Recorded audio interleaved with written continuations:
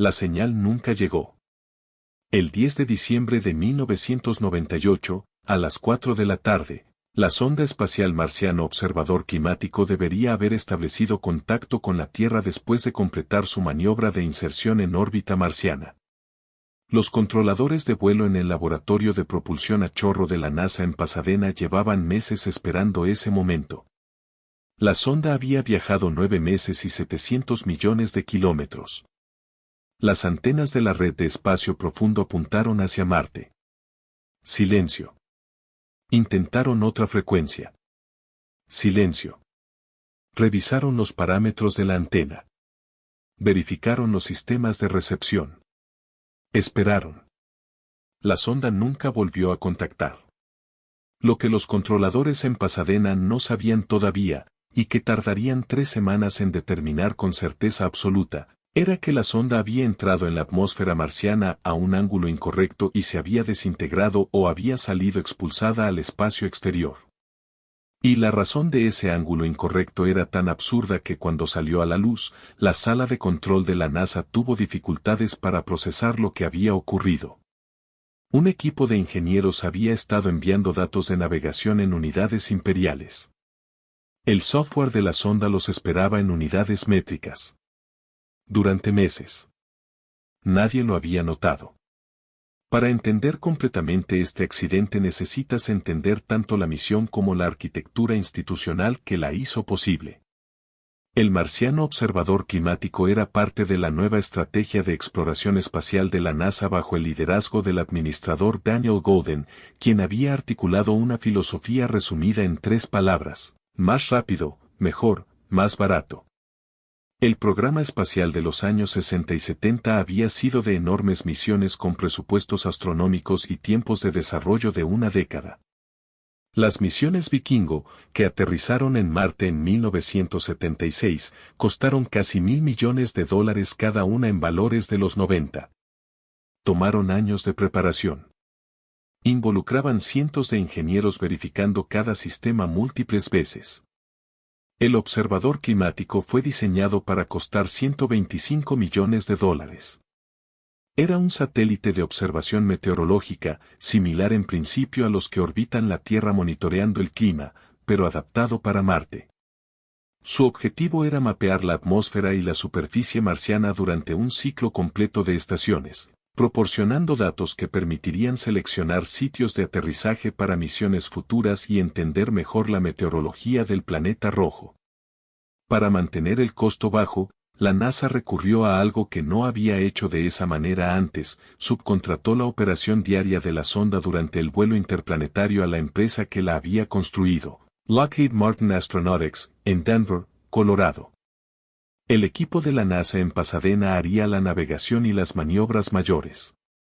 El equipo de Lockheed Martin en Denver haría el control cotidiano, incluyendo el envío de pequeñas correcciones de trayectoria que se acumulaban durante meses para mantener la sonda en curso.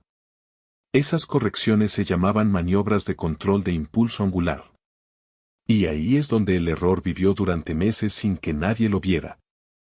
El error específico ha sido descrito en el informe oficial de investigación de la NASA con una precisión que hace que su magnitud sea difícil de asimilar. El software de navegación de la sonda, desarrollado por la NASA, usaba el Sistema Internacional de Unidades como estándar. Las fuerzas de propulsión debían ser expresadas en newton por segundo. El software que el equipo de Lockheed Martin en Denver usaba para generar los datos de maniobras de corrección de trayectoria estaba configurado en el Sistema Imperial de Medición.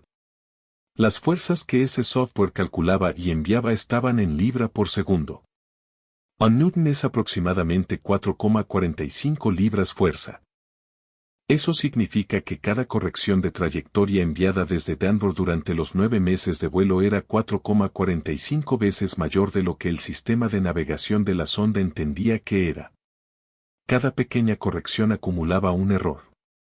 El error acumulado durante 9 meses de correcciones diarias produjo una trayectoria de aproximación a Marte que era significativamente diferente a la prevista.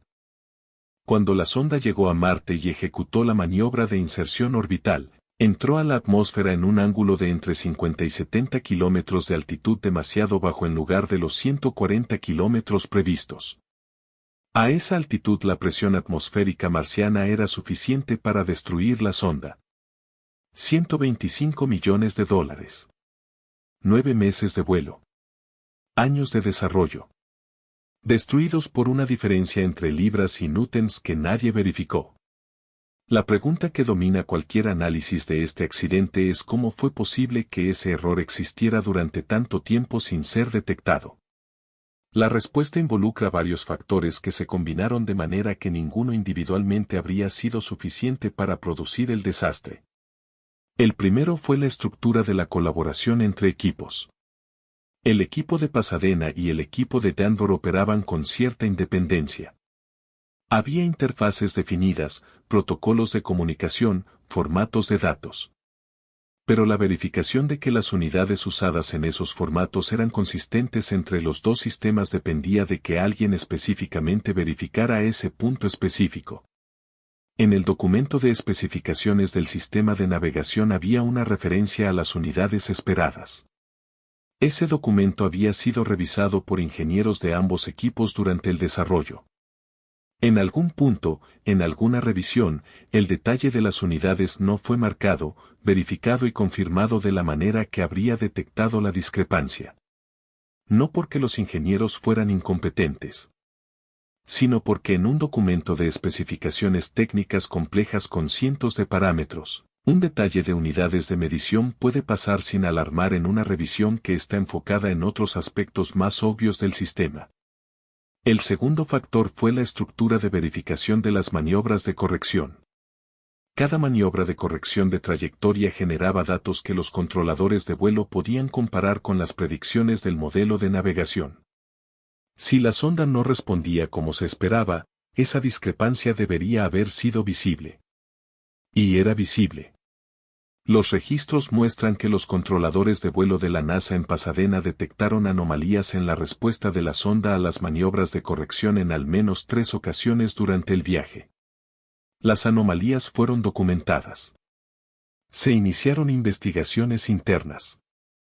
Pero las investigaciones llegaron a conclusiones que no identificaron la causa real. Una de las hipótesis que circuló fue que las anomalías se debían a una fuga en el sistema de propulsión. Que pequeñas cantidades de propelente estaban escapando y produciendo correcciones no previstas en la trayectoria. Esa hipótesis era plausible. Era el tipo de problema que ocurre en sistemas de propulsión espacial. Los ingenieros la investigaron de buena fe. Y mientras investigaban la fuga que probablemente no existía, el error de unidades siguió acumulándose. Hay un detalle del accidente que los ingenieros que trabajaron en la investigación post-mortem mencionan con la incomodidad particular de quien reconoce en retrospectiva algo que debería haber sido visible. En los últimos días antes de la llegada a Marte, cuando la sonda ya estaba en aproximación final y el equipo de navegación estaba haciendo los cálculos finales para la maniobra de inserción orbital, varios ingenieros de la NASA observaron que los parámetros de navegación de la sonda mostraban una trayectoria ligeramente diferente a la nominal. La diferencia era pequeña. Dentro de los márgenes que en otras circunstancias no habrían generado alarma. Pero algunos ingenieros la marcaron como preocupante. Hubo discusiones internas. Hubo revisiones. Hubo debate sobre si se necesitaba una maniobra de corrección de último momento. La decisión final fue no realizar una corrección adicional. La razón fue una combinación de factores, la confianza en que los cálculos acumulados eran correctos. El riesgo de que una corrección de último momento pudiera introducir nuevos errores en un sistema que había funcionado durante 9 meses, y la presión de tiempo inherente a una maniobra orbital que tenía una ventana de ejecución muy estrecha. Nadie en esas discusiones finales sabía que la anomalía que observaban no era ruido estadístico sino la manifestación acumulada de 9 meses de datos en las unidades equivocadas. Si alguien hubiera sabido eso, la corrección habría sido obvia. Pero nadie lo sabía. Y nadie lo sabía porque el sistema de verificación que debería haberlo detectado había fallado en hacerlo. El informe de investigación final, publicado en noviembre de 1999, concluyó que la causa primaria del fallo fue la transmisión de datos en unidades imperiales por parte del equipo de Lockheed Martin cuando el software de la sonda esperaba unidades métricas. Pero el informe fue explícito en señalar que la causa primaria no era suficiente para explicar el accidente completamente. La causa raíz era sistémica. El proceso de verificación de interfaces entre los sistemas de los dos equipos era inadecuado. Los procedimientos de navegación no incluían verificaciones explícitas de consistencia de unidades. La cultura de trabajo bajo el paradigma más rápido, mejor, más barato había reducido los recursos disponibles para las verificaciones independientes que habrían detectado la discrepancia. En el programa espacial de los años 60, con presupuestos enormes y tiempos de desarrollo extensos, había redundancia de verificación. Múltiples equipos independientes revisaban los mismos sistemas. Los errores tenían más oportunidades de ser detectados antes de que produjeran consecuencias irreversibles. La reducción de costos y tiempos que Goldin había promovido no era incorrecta como filosofía. Había producido misiones exitosas que el programa anterior nunca podría haber ejecutado con esos presupuestos. El pequeño aterrizador Pathfinder, que había llegado a Marte en 1997, había sido un éxito notable producido bajo la misma filosofía. Pero también había reducido los márgenes de seguridad en los procesos de verificación. Y cuando los márgenes de seguridad se reducen, los errores que antes eran detectados antes de producir daño llegan más lejos. Lo que convierte al observador climático marciano en un caso de estudio que se enseña todavía en cursos de ingeniería de sistemas, gestión de proyectos y psicología organizacional no es solo el error específico. Es lo que el error revela sobre cómo los sistemas complejos fallan en el mundo real. Los ingenieros que trabajaron en esa misión no eran descuidados. La NASA y Lockheed Martin no contrataban ingenieros descuidados para misiones espaciales. Eran profesionales competentes y dedicados trabajando con los recursos y los procesos disponibles. El error de unidades no fue el resultado de que nadie se preocupara por la calidad. Fue el resultado de que el proceso de verificación tenía una brecha específica en un punto específico, y de que la organización no tenía la redundancia necesaria para detectar brechas en los procesos de verificación. Eso es diferente de error humano individual. Es fallo sistémico. Y los fallos sistémicos son más difíciles de prevenir que los errores individuales precisamente porque no tienen un culpable específico identificable. Son el resultado de la interacción entre múltiples decisiones razonables que en conjunto producen una vulnerabilidad que ninguna de ellas crearía por sí sola. La decisión de subcontratar la operación cotidiana a Lockheed Martin fue razonable. La decisión de usar el sistema heredado de Lockheed Martin con sus unidades imperiales fue una elección de conveniencia comprensible. La decisión de no hacer una verificación explícita de consistencia de unidades en la interfaz fue el resultado de recursos limitados aplicados donde parecían más necesarios. Ninguna de esas decisiones, vista individualmente, parece obviamente equivocada. Juntas, produjeron el fin de una misión de $125 millones. La NASA revisó sus procedimientos después del accidente. Los requisitos de verificación de interfaces entre equipos fueron reforzados. Los procedimientos de navegación incorporaron verificaciones explícitas de unidades en todos los puntos de intercambio de datos. Los procesos de revisión de anomalías durante el vuelo fueron actualizados para incluir búsquedas más sistemáticas de causas raíz en lugar de hipótesis superficiales. El aterrizador polar marciano, que llegó a Marte en diciembre de 1999, también falló. La causa fue un error de software diferente. Ese segundo fracaso consecutivo produjo una revisión más profunda de los procesos de verificación en toda la agencia. Las misiones marcianas posteriores, el explorador Spirit y el explorador Opportunity, que llegaron en 2004, tuvieron éxito. El explorador Curiosity, que llegó en 2012, tuvo éxito. El rover Perseverancia, que aterrizó en 2021, tuvo éxito. La lección del observador climático se aprendió. Costó $125 millones y años de trabajo de cientos de personas aprenderla. Y sin embargo la lección en sí misma es de una simplicidad que resulta casi dolorosa en retrospectiva.